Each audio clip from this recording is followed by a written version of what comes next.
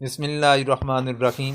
شاب ابی طالب کے اندر مسلمانوں کی معصوری، اس پر جو عام سوالات ہیں وہ آپ کے گوشہ گزار کرنا چاہوں گا۔ بائیکاٹ کرنے کے لیے مشرکین مکہ کس جگہ پر جمع ہوئے تھے؟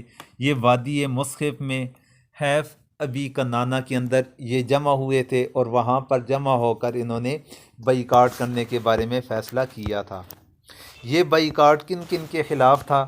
یہ بائیکاٹ بنی ہاشم اور بنی مطلب کے خلاف تھا، کیونکہ بنی ہاشم اور بنی مطلب ان دونوں نے حضور اکرم صلی اللہ علیہ وسلم کے ساتھ مکمل طور پر تعاون جاری رکھا، ہر قسم کی معاونت فرمایا کرتے تھے۔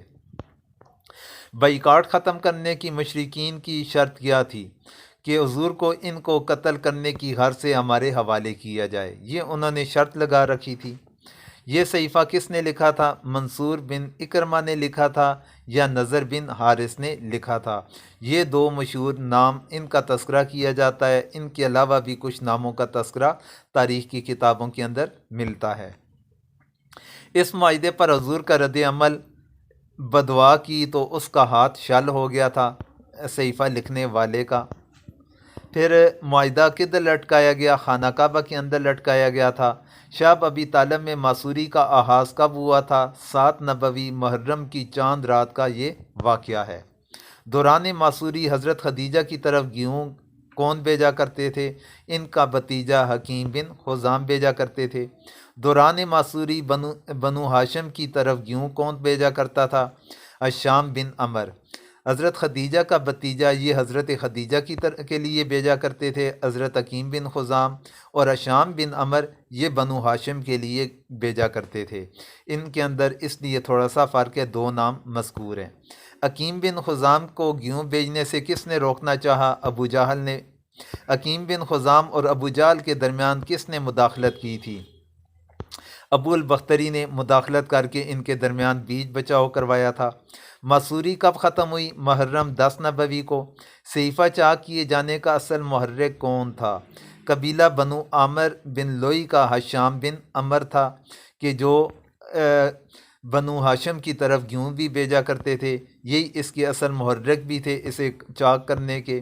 الشام بن عمر سب سے پہلے صحیفہ چاک کرنے کے لیے، اسے آمادہ کرنے کے لیے کس کے پاس گئے تھے؟ کسے اپنے ساتھ ملانا چاہ کہ وہ بھی میرے ساتھ مل جائیں اور ہم دونوں مل کر اس صحیفے کو چاک کر لیں؟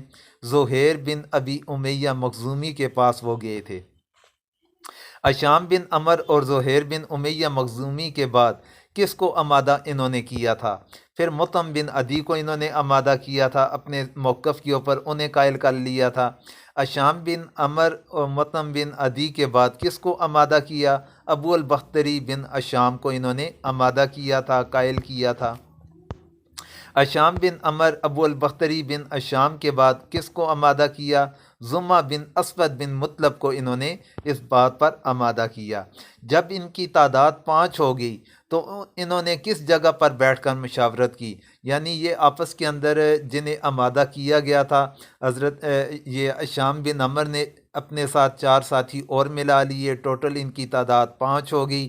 تو یہ 5 افراد انہوں نے خیجون کے مقام کے اوپر بیٹھ کر آپس کے اندر مشاورت کی تھی کہ کون سا طریقہ کار کس طرح عمل کیا جائے کہ یہ صحیفہ چاک کر دیا جائے اور بائیکاٹ ختم ہو جائے۔ صبح پھر سب سے پہلے قریش کے سرداروں کے سامنے صحیفہ کی مخالفت کس نے کی؟ زہیر نے سب سے پہلے مخالفت کی تھی۔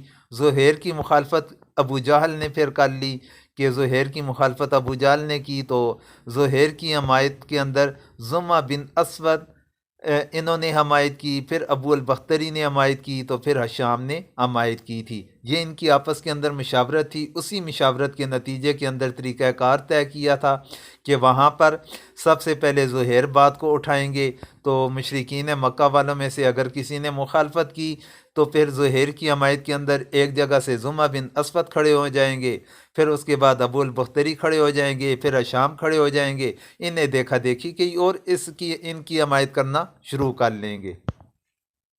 تو یہ تھا